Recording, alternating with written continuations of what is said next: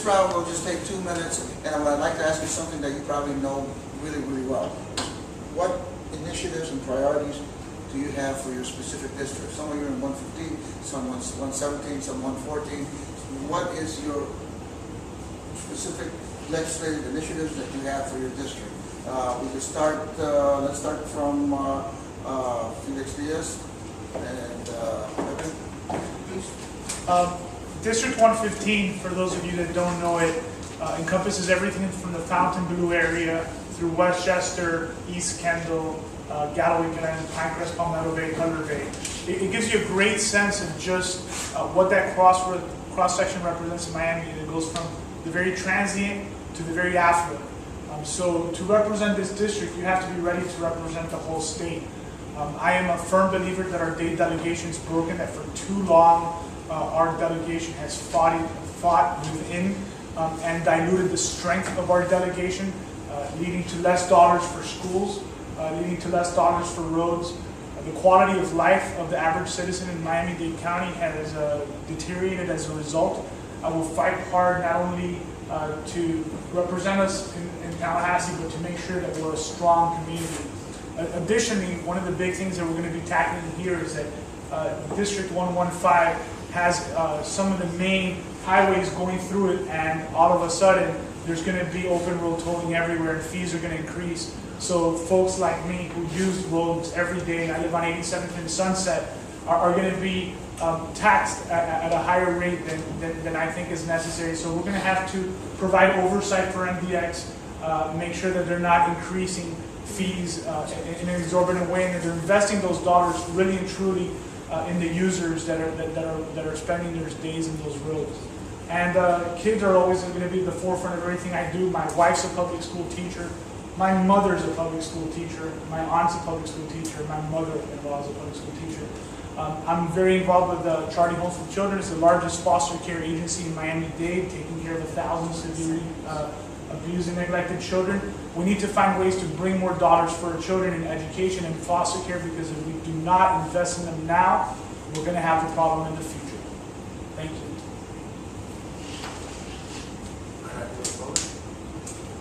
Thank you. It seems like education is the topic here today. I'm an educator and I've sat on the board through some really, really tough economic times.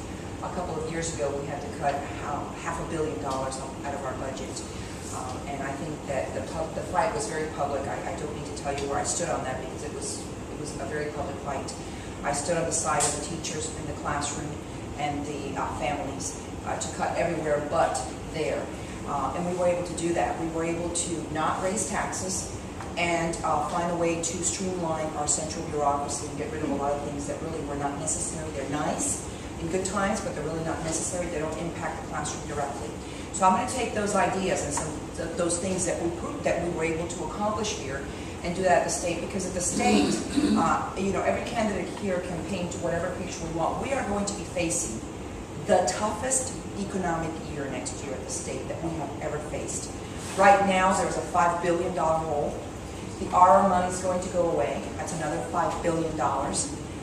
If the oil impacts our tourism, that's where a lot of the money comes in. We're talking about another $2 or $3 billion. So we're looking at plugging a $10 to $15 billion hole next year.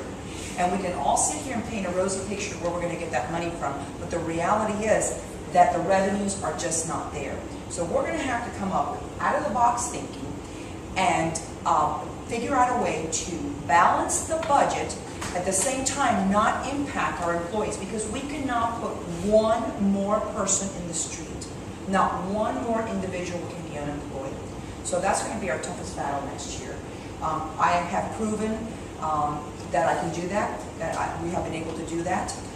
So I will take those winning strategies and those winning ideas to Tallahassee and make sure that we balance the budget without impacting our labor.